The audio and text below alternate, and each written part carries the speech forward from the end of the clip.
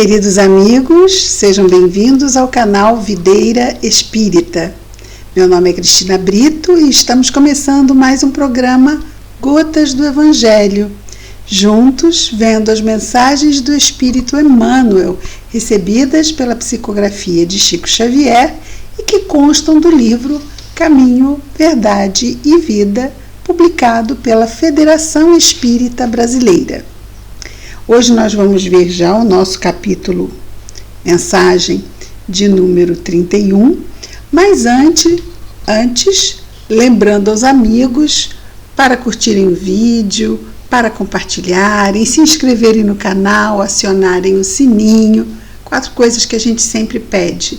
Isso ajuda com que o YouTube aumente o alcance dos vídeos do canal junto a outras pessoas que gostam desse mesmo tipo de conteúdo aqui no YouTube. Muito bem, o nosso tema de hoje se chama coisas mínimas. Coisas mínimas. Muitas vezes estamos ansiosos por grandes feitos nas nossas vidas, não é? Realizar grandes feitos nas nossas vidas. E isso pode nos causar até mesmo angústia, ansiedade. E eu acho que é bem calmante quando nós podemos refletir sobre um tema que nos traz esse tipo de proposta. Vejamos então o versículo destacado por Emmanuel. São palavras de Jesus narradas por Lucas no capítulo 12, versículo 26, diz Jesus: Pois se nem ainda podeis fazer as coisas mínimas, por que estáis ansiosos pelas outras?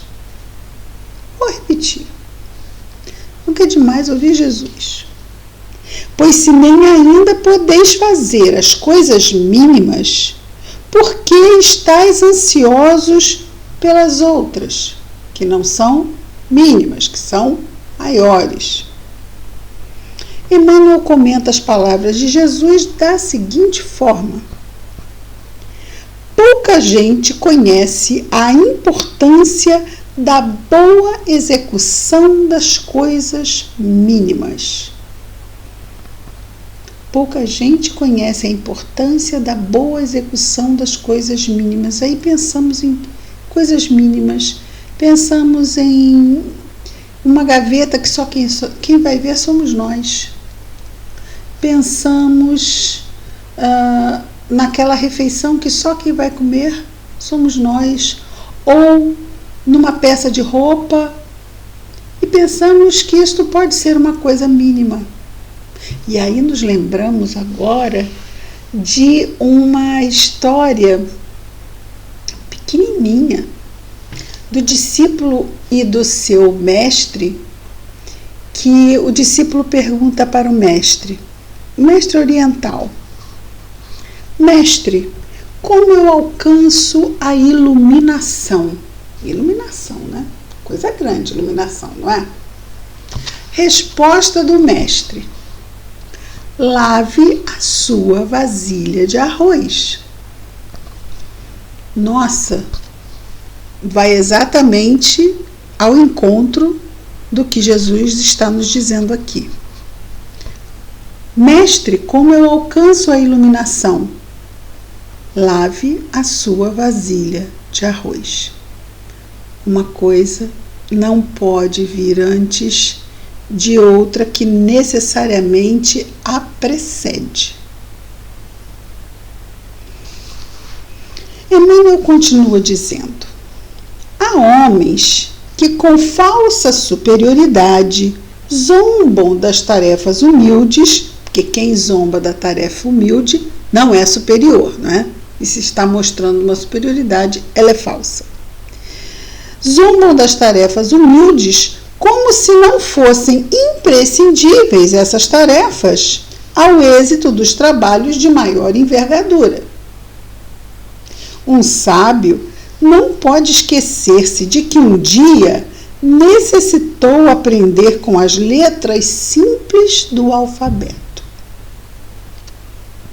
Então, qualquer pessoa que hoje esteja sendo um escritor de best-seller não pôde fazer isto sem antes ali ficar beabá, bebé, ali na fase da alfabetização, aprendendo a juntar as letras e trazer a elas o significado que a escrita nos apresenta. E Emmanuel continua: além disso, nenhuma obra é perfeita se as particularidades não foram devidamente consideradas e compreendidas. Nenhuma obra é perfeita se as particularidades. Então, pensemos um avião. Para se manter no ar, quantas particularidades ele tem? Tem que ser devidamente. Mas é só uma porquinha. Uma porquinha que vai fazer aquele motor a não sei quantos 1000 metros de altitude se soltar. Então, precisamos entender, e ele fala aqui, compreender a necessidade de todas as partes para a harmonia do todo. As partes precisam estar em harmonia para que o todo funcione de uma forma saudável.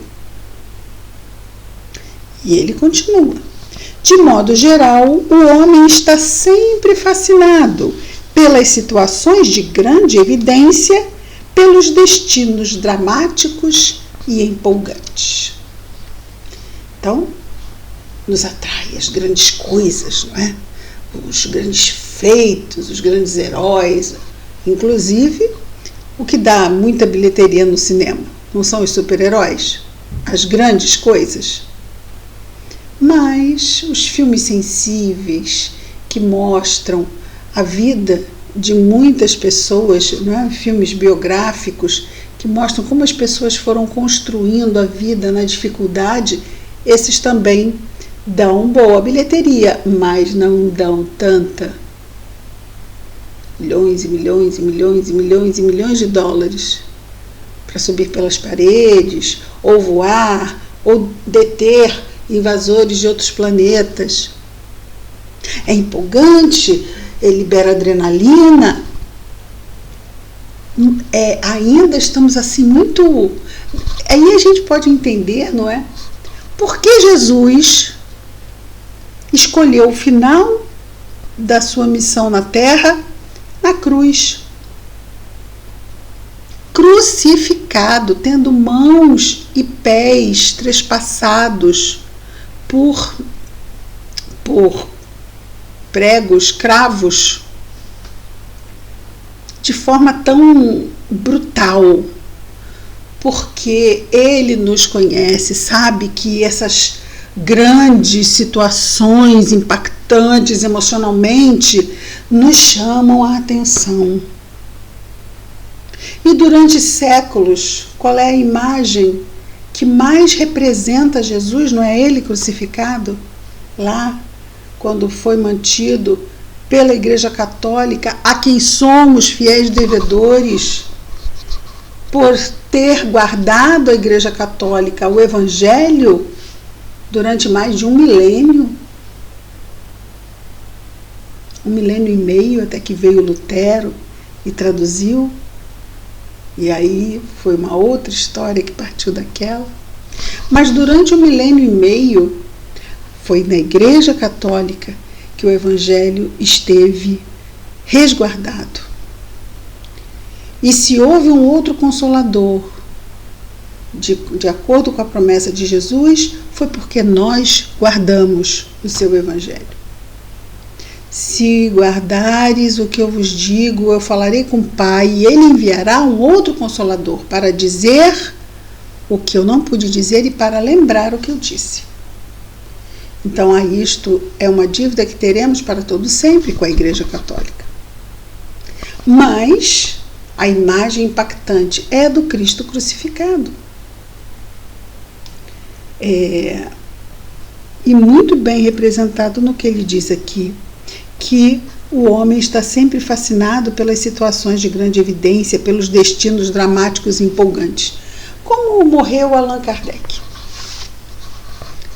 Allan Kardec desencarnou em 1869 e de um aneurisma. De repente, aneurisma é assim, né? A pessoa parece que teve um interruptor e ela desliga. Num dia comum, um dia normal, ela desliga.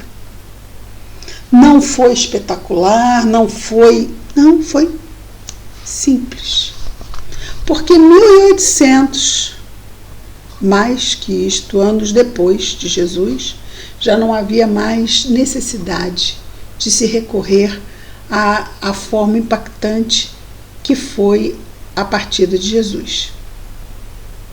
Não estamos comparando Jesus a Kardec, apenas Jesus trouxe nele mesmo a segunda revelação das leis de Deus e o codificador responsável apenas por organizar a terceira revelação das leis de Deus, um missionário, com certeza, mas teve uma morte, uma desencarnação muito tranquila. Mas há 2000 anos, para que guardássemos o Evangelho como o Cristo crucificado foi relevante nas nossas vidas.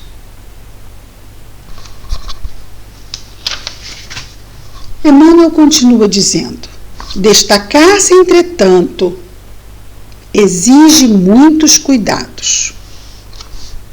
Então, quando saímos do trabalho pequenino, passamos a nos destacar. E ele diz que isso exige muitos cuidados. Os espinhos também se destacam, as pedras salientam-se na estrada comum. Então, nem tudo que se destaca vai trazer bem-estar. Podemos nos destacar também e nos ferir com esse destaque. E ele complementa: convém desse modo atender às coisas mínimas da senda que Deus nos reservou, atender às coisas mínimas da senda que Deus nos reservou do nosso caminho, para que a nossa ação se fixe com real proveito à vida.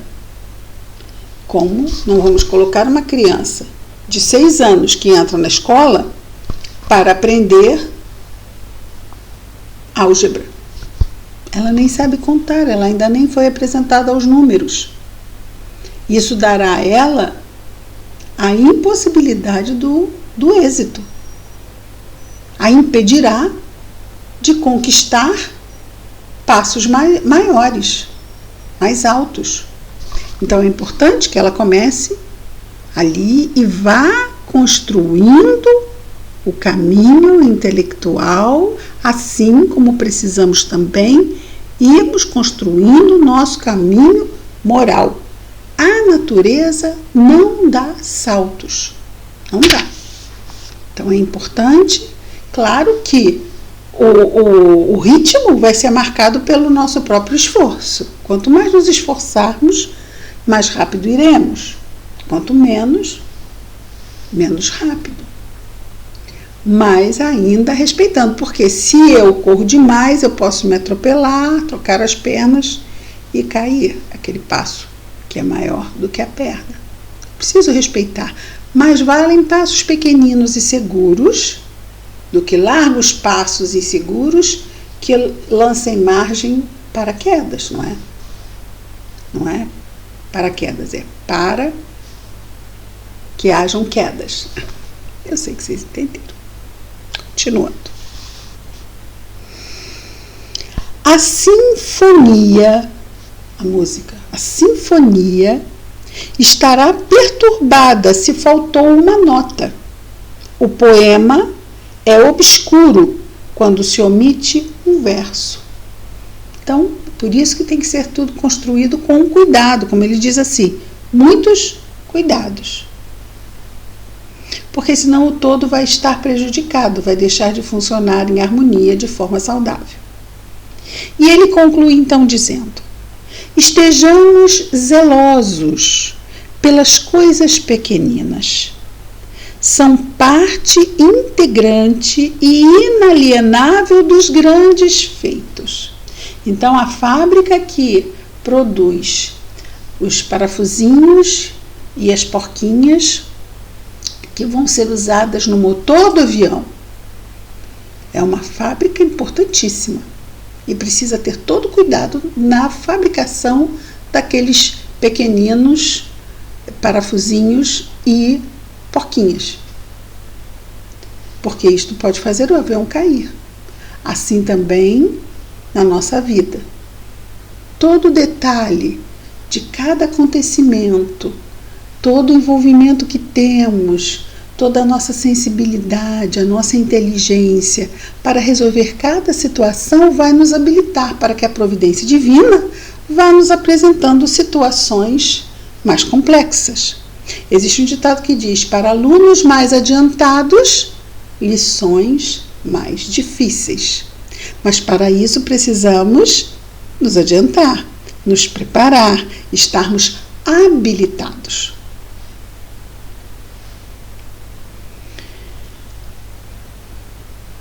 Então, estejamos zelosos para as coisas pequeninas, são parte integrante e inalienável de grandes feitos.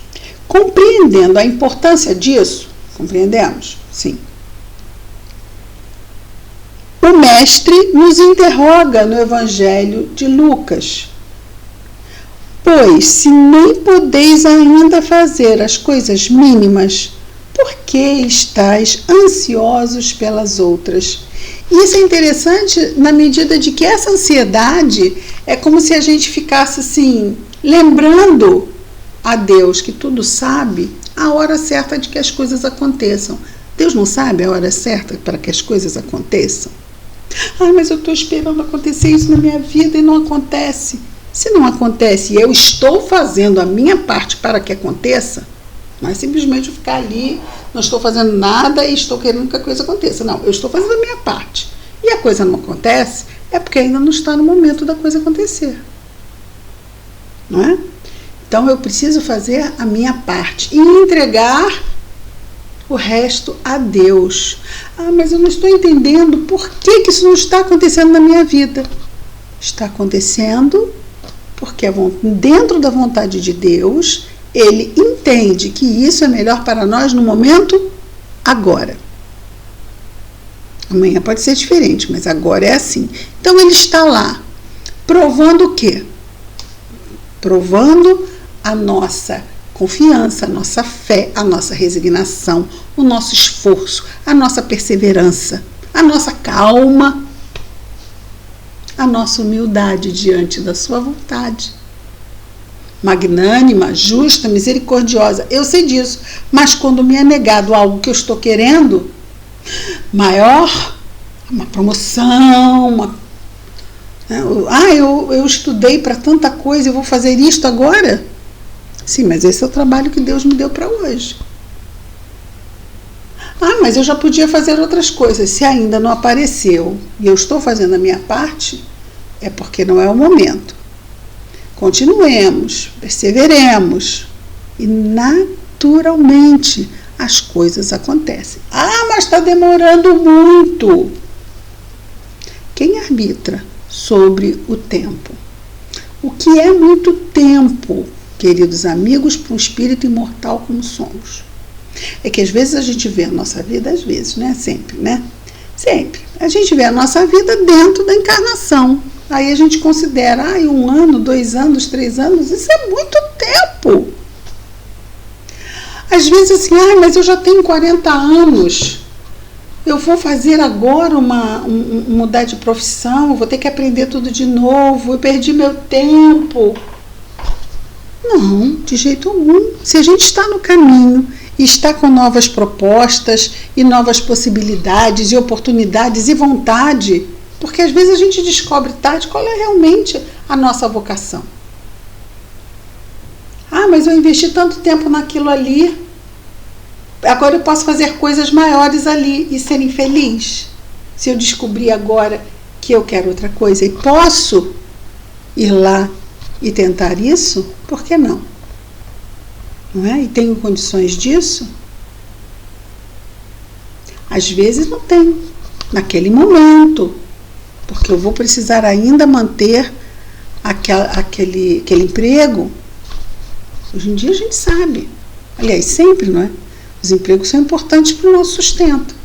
Mas, paralelamente, eu posso fazer um outro curso à noite. Quantas pessoas não vão fazendo isso e vão mudando a vida? Ah, dá muito trabalho, é muito sacrifício, é muito esforço, mas eu estou investindo em quem?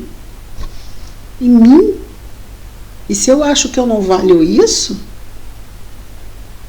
eu encarnei para quê? Não foi para a gente se esforçar mesmo? Então é isso. A vida aqui, a encarnação só termina quando acaba. Só termina quando acaba. Se não acabou, nós vamos ver ainda hoje que existem pessoas com 80 anos se formando, concluindo seus estudos, se alfabetizando na terceira idade. Olha que maravilha! Não estão lá entregues. Ah, já passou meu tempo. Não passou nosso tempo. Às vezes a gente diz assim, no meu tempo, como se a gente tivesse desencarnado. Nosso tempo, se a gente está aqui, a gente está aqui no nosso tempo. Agora se eu disser assim, no meu tempo, quando eu era jovenzinha. Ok. Mas a gente fala e nem percebe. No meu tempo. E aí as pessoas ainda dizem, no seu tempo. Pode parar, como assim? Não. Nosso tempo é agora. Nós estamos acontecendo todo dia, cheios de potencialidade, como filhos de Deus que somos, de realização, de produzirmos tantas coisas maravilhosas. Mas eu não vou mais trabalhar, eu já estou aposentado. Ninguém está falando em dinheiro. Não é? Estamos falando em dinheiro, estamos falando em produção, trabalho. Pode ser cuidar de um idoso, pode ser que o idoso seja meu pai, pode ser que seja um tio, pode ser que seja um filho. Não importa. Importa que é trabalho. Eu estou produzindo, que eu estou cuidando das plantas, que eu estou cuidando dos animais, que eu estou cuidando da casa, eu estou produzindo. Que eu faço o meu bordado, que eu faço o meu crochê. Eu estou produzindo. E como ele disse, com carinho, com dedicação, nas coisas mínimas, para que tudo fique muito bem feito. Para que a nossa casa esteja bem cuidada e nós também. A comida bem feita, as plantas bem cuidadas, os animais saudáveis e bem cuidados, com carinho, assim também. E fundamental a família. A família, os relacionamentos próximos e todo aquele que Deus permitir se aproxime de nós. É tanta coisa boa que nós temos aqui para nós. A começar pelo raiar do dia, terminando com a lua e as estrelas. Mas o meu dia está sempre encoberto e eu não vejo o sol. Às vezes aqui dentro a pessoa não está preparada para isso, né? Está afastada, se afastou, entristeceu, ficou sombrio. Preciso de ajuda. Quando eu vou me afastando disso e não estou conseguindo retornar para o meu ambiente íntimo saudável, queridos amigos, sejamos nós, alguém que amamos, precisamos de ajuda profissional. Precisamos dos profissionais que estão aí para nos ajudar ao nosso equilíbrio psíquico, porque sem ele, o que fazemos? Não é? E temos outros, estamos bem, e mesmo quando não estamos, outros recursos são bons. Nós temos yoga, tai chi, caminhada, não é? dançar, cantar, pintar, coisas que nos fazem entrar em conexão com a natureza, sair, passearmos, abraçarmos uma árvore, pegarmos sol, mergulharmos no mar. Muitas coisas boas para nós nos sentirmos trocando energia com essa vida em que nos encontramos inseridos neste momento. É pouco? É muita coisa, não é? É muita coisa. Então a gente vai ver que o mestre, quando diz para o discípulo, lave a sua vasilha de arroz, para o discípulo, lavar aquela vasilha de arroz vai ser muito importante para ele conquistar coisas a partir daí. Então, diariamente vamos fazendo isso. E vamos fazendo outras coisas, porque nós já estamos lavando vasilhas de arroz e junto fazendo outras coisas. Não só. Vamos aproveitar a oportunidade. Quando estivermos lavando a nossa loucinha, ou fazendo uma coisa de casa, tirando a poeira de cima do móvel, vamos nos envolver e curtir. Vamos curtir o que estamos fazendo, o chão que limpamos, a louça que cuidamos. Isso dá uma satisfação, mas é importante que a gente se dedique, ou cuidar de alguém, cuidar de nós.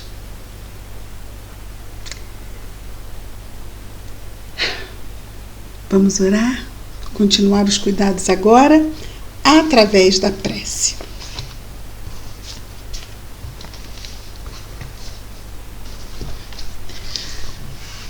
Querido Mestre Jesus, obrigado, Senhor, por mais este dia,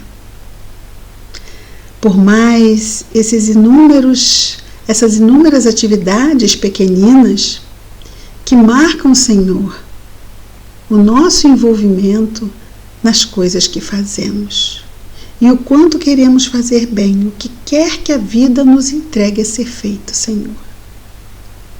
Ajuda-nos a percebermos o quanto estamos nos envolvendo ou não com o dia que passa, envolvendo-nos menos com passados que já passaram e futuros que ainda estão longe de chegar, mesmo que seja amanhã. Que a cada dia, como o Senhor nos ensinou, basta o seu mal. Que possamos nos ater, Senhor, nos ajuda o dia que passa. Abençoa o nosso anjo guardião, que procura chamar nossa atenção das mais diversas formas, a fim de percebermos muitas vezes as coisas pequeninas e a sua importância.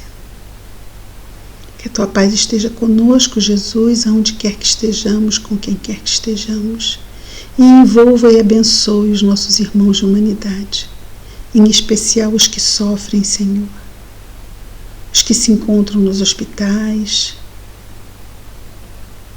os que estão retornando ao pátria espiritual, os que estão chegando nas maternidades. Abençoa todos, Jesus. Os que sofrem, os que choram, os que se revoltam, pois são os mais sofredores. Obrigado por tudo, Jesus. Que a tua paz esteja em nós hoje e sempre.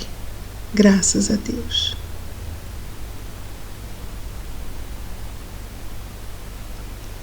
E é isso, queridos amigos. Amanhã estaremos de volta com mais um programa Gotas do Evangelho. Muita paz a todos.